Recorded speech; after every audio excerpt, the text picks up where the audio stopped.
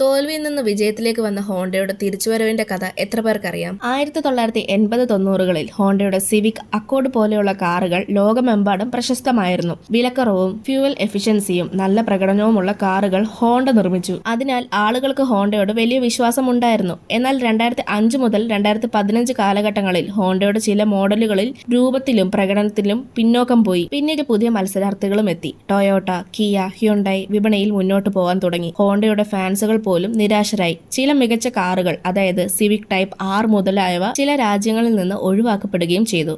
2016 മുതൽ 2019 വരെയുള്ള കാലഘട്ടങ്ങളിൽ ഹോണ്ട തിരിച്ചുവരവിന് പദ്ധതികൾ തയ്യാറാക്കി. അങ്ങനെ അടുത്ത തലമുറയ്ക്ക് അനുയോജ്യമായ ഹൈബ്രിഡ് കാറുകളും EV പദ്ധതികളും തയ്യാറാക്കി. 2020 മുതൽ 2023 വരെ സിവിക് 11th ജെണ്ണും Honda City hybrid, Honda electric car എന്നിവ വിപണിയിലെത്തി. ആളുകൾ വീണ്ടും ഹോണ്ടയുടെ കാറുകൾക്ക് മുൻഗണന കൊടുത്തു തുടങ്ങി. 2024 മുതൽ 25 ആയ സമയത്ത് സിവിക് ടൈപ്പ് R എന്ന കാർ, അതായത് 2023 മോഡലായ ഹോണ്ടയെ വീണ്ടും പെർഫോമൻസ് കാർ ലവേഴ്സിന്റെ പ്രിയമായി മാറ്റി. പുതിയ EV platform, AI driving features, Honda sensing system മുതലായവ കമ്പനിക്ക് വലിയ മുന്നേറ്റം നൽകി. നിങ്ങൾക്ക് ഹോണ്ടയിലെ ഏറ്റവും ഇഷ്ടമുള്ള കാർ ഏതെന്ന് കമന്റ് ചെയ്യ്. ഇതുപോലുള്ള കൂടുതൽ വീഡിയോസിനായി ചാനൽ സബ്സ്ക്രൈബ് ചെയ്യാനും ഇൻസ്റ്റാഗ്രാമിൽ ഫോളോ ചെയ്യാനും മറക്കല്ല്.